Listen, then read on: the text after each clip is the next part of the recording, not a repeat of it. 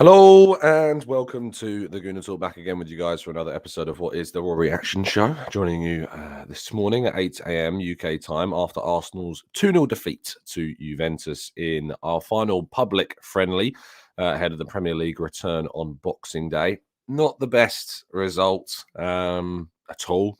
It's not the way you want to enter the kind of the Premier League restart, and I'm still in a little bit of shock. I don't think shock's the right word. It was a friendly, but just kind of I'm a bit stunned as to how we didn't win that game. It was a very frustrating evening of football for Arsenal, and they couldn't come out with a victory in the end. And instead, we were treated to 19 shots and 75% possession, and and a 2-0 defeat thanks to 2 own goals. I mean, it was kind of like an Arsenal performance, an Arsenal nostalgia trip back to times where we dominate games and still come out on the bad end of the result. So hopefully that's something that's kind of got out of our system, if you like, out of the system. That said, there was a lot of the starting 11 in the team, Ramsdale, Gabriel, Xhaka, Ødegaard, Partey, and Nketiah is now our starting striker, of course, for the games coming up. Ben White was in the team playing at right back. And we only had Zinchenko, Saliba, Saka, and Martinelli of who would we usually be playing out of the team. And so that was annoying and frustrating somewhat. But we're going to talk all about that and more in today's show. Yesterday was kind of a day of firsts. It was the first time I've driven to a home game because, of course, there was no trains working yesterday. So that was an experience. I left my house at 1 in the afternoon and arrived at the Emirates at 4:10, to give you an idea of the journey that it took to get there. It was a joke, quite frankly, the traffic yesterday in London, as expected. I've got to do the same thing on Boxing Day, so that's going to be interesting for the West Ham game. It's going to probably be even busier, so take that into account for sure. First time seeing, obviously, Juventus play. First time speaking to Max Allegri. I'll talk a bit about that later on as well. And it was the first time eating sea trout. That was what was on offer in the Arsenal press lounge. It was quite nice. I liked it. I would have it again. Bet you didn't think I was going to say that of all the things I was talking about today. Anyway, let's crack on with today's show. Good morning to everyone joining us live in the chat box. Good morning to Black Shine, to Matt G, to Temi. Good morning to Jose and Paul and Steve. Good morning to Matt and Lynn. Good morning to Stevie, Red Star, Odirile, and plenty more of you joining us in the chat box as well. Always a pleasure. So, yes, a 2-0 defeat thanks to own goals from Granit Xhaka and Rob Holding. Against, let's face it, a Juventus team that was full of players that don't typically play. Only Regani and Locatelli and Moiskin were players that you would think would start more games. Even Regani, hasn't really been playing for Juventus either. You typically see Bonucci and Bremer, I think, would be the starting 2 centre-backs typically, and they weren't there. No Vlahovic, no Cuadrado, no Alexandro, no Pogba, no Di Maria, no Paredes, no Rabiot. The list goes on of the players that weren't available to them. And it was still a very dominating performance. I said to Kaya at halftime, this is the most, I've never seen a more one-sided game than I had at halftime, where, well, before they scored, really. I say they scored before we scored for them. But we genuinely, they never even got into our box until the final minute of the first half. And the problem with that is that you've got to take your chances. You've got to create better. You've got to create opportunities that you can score from. And I think we did create some of those. But when it got into those areas, we just weren't clinical enough. And that was frustrating. But the big kind of real downer on the evening, on a game which doesn't matter, ultimately, is that Reiss Nelson got injured with from what you can see from this photo, very much looks like a hamstring problem. And you can clearly tell his own sadness and frustration at the problem, because he probably would have been getting some more opportunities in the early new year. We have that FA Cup game against Oxford, of course, to think about, and he wants to try and show why he deserves a new contract at the club as well. And only this injury is going to do nothing but undermine his position at the club, and it's also going to make us even shorter for our potential options. Like, we can very easily go, it's only Reiss Nelson, if we're looking to vie for a title, how much of an impact is Reiss Nelson going to make on this Arsenal team? And the answer to that is to certainly point to the Nottingham Forest game and say how important he was in getting those points, in getting a result in that game. So it's very easy to just, toss it to one side, if you will, and not worry about it and think we're going to sign someone in January, and we probably will, and that's the aim. But it's still a big blow, I think, to the depth of the team, and it means we've lost another option. And that's a real shame. A real shame. Eddie Nketiah failed to score again. That's 2 games now in a row that he's not scored. And of course, he did score against Lyon. It was a good goal. But also, you have to remember that he got the free kick against Milan and had a decent game as well. And in this game, I thought he did all right. I thought his performance was quite good. He just couldn't score. Even in the opportunity fell to him in the most perfect of situations on his left foot.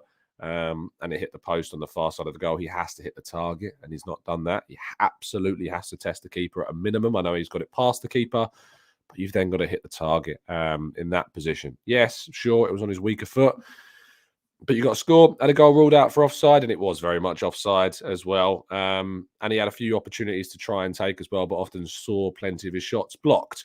He was still getting into positions. He was still getting on the end of chances.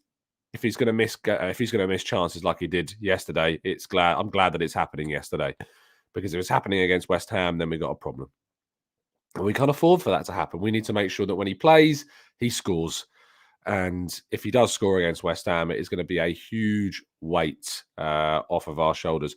Vidalian says, I've heard he was awful, so people were lying. I certainly would describe his performance as awful. I think that comes from the perspective of people that are desperate for Arsenal to sign a striker, that can't see anything good in a player that they don't think should be playing for Arsenal, which I know there are plenty of people that feel that way. But he was energetic, he was good on the ball, he linked up play, he got on the end of chances. He just couldn't finish. That was the key issue. He couldn't finish. Now, if the parameters of a striker is that he's not scoring goals, then Gabriel Jesus, by the same token, has not been good enough. But we know that there is a lot more than just scoring goals when you're a striker. And his performance outside of, unfortunately, missing those chances was still good. But he needs to do more, because being good is not going to be enough if Arsenal are going to try and win a title. So we need a lot more from the player, and certainly when he gets on the end of those opportunities as well. I was very impressed with Mario Cozier-Duberry amongst everything else. And I really believe that there is something special coming through this Highland Academy, that we just continue to produce some of the best young talent that there is in the country. Really, genuinely, we've seen it with Saka and Smith Rowe. Potentially, we're seeing it with Charlie Patino. Potentially, we're seeing it with Folarin Balogun. And it just seems that yet another player is coming down the pipeline in Cozier-Duberry, who was fantastic. The dribbling, the pace, the take-ons, all of that, the crossing. He came on and was confident for a 17-year-old player. And not only that, but Ethan Nwaneri, the 15-year-old, came on. Kaya turned to me yesterday and said that when the pandemic started, Nwaneri was 12. Now, if you ever want to feel old about something, and watching a 15-year-old player coming against Juventus for Arsenal and get told that Nwaneri was 12 years old when the pandemic started is mad. To think he's now playing. That really genuinely makes you feel so incredibly old. And also how impressive it is that Nwaneri is in the team and playing and getting opportunities. I remember that I'd go as far as to say scandalous description by Jason Cundy of Arteta's decision to play Nwaneri against Brentford as a bit of a publicity stunt. If you've watched this guy, if you've seen this guy play, if you're watching for the youth team, if you've now seen him in these games, you absolutely recognise why there is faith being put in this kid at 15. What he's producing is just well beyond I've ever seen of a player of that age ever. I've watched plenty of youth games, under 18s, under 16s, under 21s, when you've had 16, 17, 18-year-olds playing and the under 21s or under 23s. And Nwaneri is just, goodness me. Like, he was going up against, he was playing against a goalkeeper twice his age, and that is 30. Like, the goalkeeper's not exactly old for 30, and yet we got a guy coming on that's half his age. Mental. Absolutely mental. Despite all of that, Mikel Arteta still was pretty upbeat in his press conference. I was in the press conference after the game. He was disappointed, of course, about Nelson's injury, but he still seemed to be pretty upbeat and gave good answers. You can, of course, go back and read through all of those answers on the Arsenal website. You can also go and watch the press conference on the Arsenal Way, where you will also be able to see the video of me asking Max Allegri that question about Arsenal. Of course, you all know what that question, or you should really know what that question is. And that is, of course, that when Allegri was linked to a move to Arsenal back in both 2018 and 2019 after Arsene Wenger left, and then again after Unai Emery left, Allegri was talked about quite committedly by some, let's say, that he was indeed in the frame for the Arsenal job. It was not just the ITKs out there, but there were genuine outlets that were suggesting that Allegri could be one of the potential candidates for the job. And so I thought, you know what, this guy's sitting right in front of me. I've got the opportunity to ask. Why not ask the question? And as you would expect, he told us it was just rumours.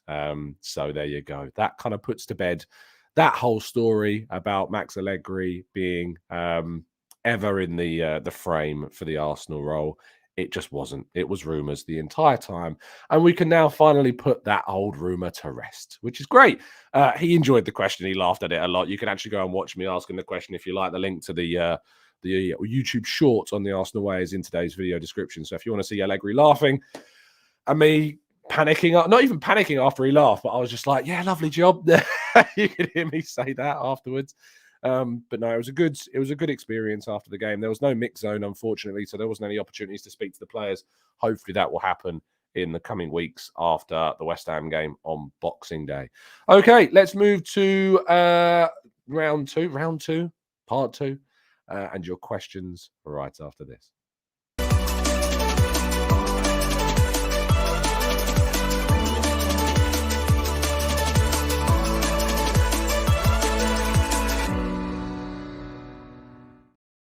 Okay, let's jump into the chat. I'm not going to be sticking around too long because, again, I feel like the cold's really getting to me these mornings. These 8 a.m.s are getting tough.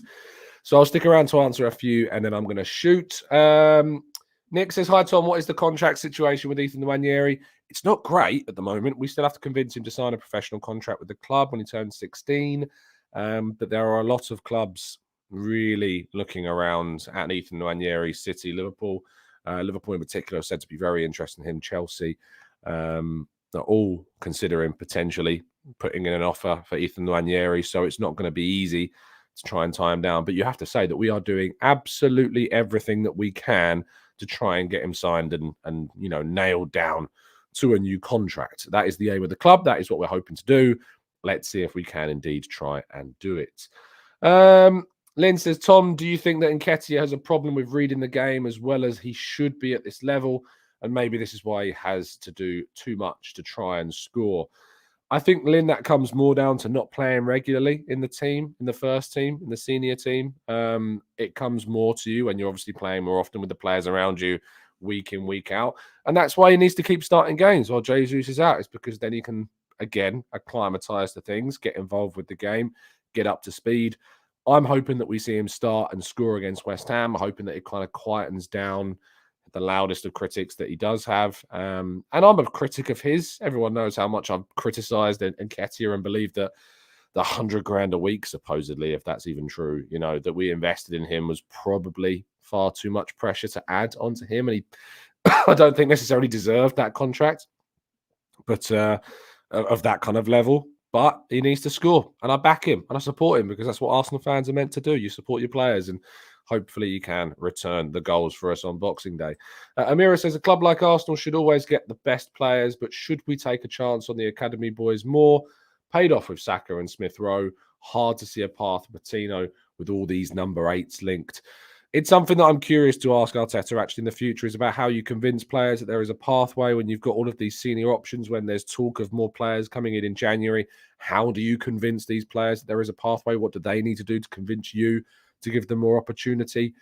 It's tricky. It's very tricky indeed. I think that we do need to give opportunities, and I think we are giving them opportunities. I think you've seen that this season. I think you're seeing that now. I think you're seeing that with the amount of times they're taken away with the senior team to the Europa League games Nwaneri coming on against Brentford, Patino playing last season. They do get opportunities, these players, but we need to see more, and that's it. Let's go to Leopold, who says, why would you pick between Bellingham? Who would you rather pick between Bellingham or Musiala? Bellingham. I think he's more necessary for our team than Musiala is, but I would take either. They're both fantastic. Tub says, we have 4 academy products in our first team, more than any of our rivals. I think Ethan and his family will see this and know what the best thing to do is. I think beyond anything, we know that we are a club that can certainly guarantee that you can get opportunities if you're an Arsenal Academy graduate in the first team. Peter says, morning, Tom. I've seen reports saying that we can sign Marcus Thuram for 12 million euros. Would you take the plunge or look elsewhere? I think that I would, but I would like to see us still go out and sign Mudryk on top of that. But I think that Marcus Thuram is one of those options at a really good price. When you look at someone like Wilfried Zaha or Mehdi Taremi, players that can play, not Taremi, but certainly Zaha can play in a wide area, can play through the middle. His age profile just doesn't suit the investment. Marcus Thuram in his mid-20s, I actually think even mid-20s, he might even be younger than that. Hold on. Marcus Thuram is 25. So there you go, mid-20s. 12 million euros, I think, is a great investment, especially if Nelson's going to move on. It gives us more options. He can play through the middle. He can play in the wide area. I think that Marcus Thuram at 12 million euros would be a great investment by Arsenal, to be honest. Let's go to Paul, who says, when are Smith Rowe, Tomiyasu and Zinchenko training? So we were told yesterday, myself and Kai were told that Tomiyasu has a bit of a hamstring issue, unfortunately. Smith Rowe hasn't trained yet, as Arteta said in his press conference, and Zinchenko is in contention for Boxing Day, but there's no guarantee of that. Smith Rowe, we hopefully should see back in January. That's when they're targeting him to return. So Smith Rowe, fingers crossed, will be back in the squad come January. Andrew says, what primary area of the concern do you believe needs to be addressed before Boxing Day based on our recent friendlies, or should we just chalk it up to an odd period given the World Cup? I think finishing absolutely is the main one. We need to take the chances that we create. We are creating chances, 19 shots yesterday. We need to start taking them. And if we don't take them, then we're going to suffer. And that's our own doing, unfortunately. A couple more, and then things are going to wrap up. Louis says, with the seasons ever seeming to get more games added with the World Cup, Club World Cup, for example, could you see the squad size being allowed to be increased? Yes, I can, but that's not a solution to the problem because there just isn't enough players. There's not enough good players out there to fill the best squads in the world to be able to rotate.